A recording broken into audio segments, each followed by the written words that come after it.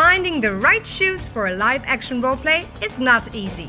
In fact, it's so hard that many people wear out-game shoes instead. So today, let's talk about 5 tips for Larp shoes.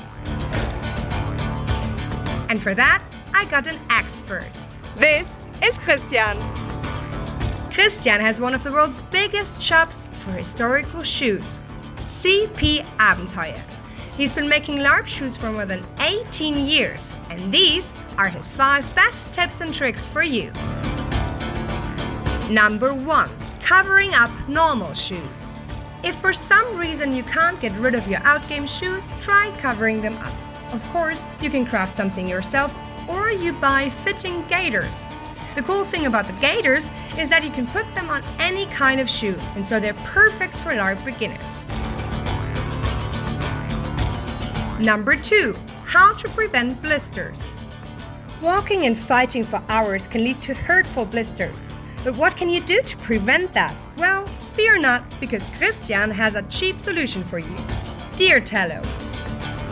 This fat has been used as a balm ever since the Middle Ages. Simply apply it when your feet start hurting. You can also use it to care for your shoes.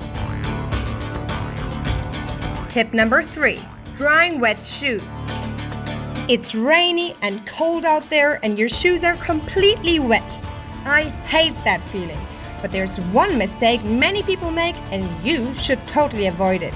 Don't dry your shoes over the campfire.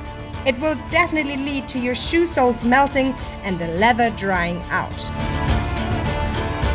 Instead, take old newspaper or fabric to stuff your shoes.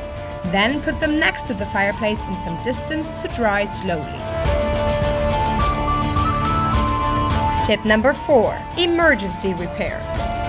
If you need an emergency repair, here is what you can do. If you have some crafting glue with you, like Pateks for example, apply it to the broken parts.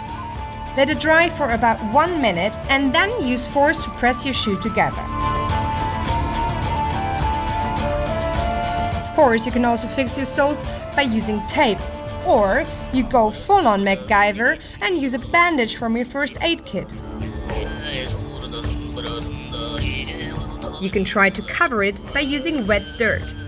It's nothing fancy, but enough to get you through those last few days.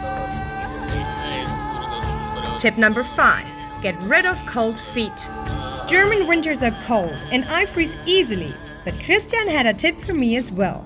Get your winter shoes a size bigger and use thick woolen socks. Make sure that you still have enough space. Only then can there be a thin layer of air that warms your feet. Do you have any additional tips? Then tell me in the comments. And check out CP Abenteuer for shoes that make you go. Oh, and one last thing.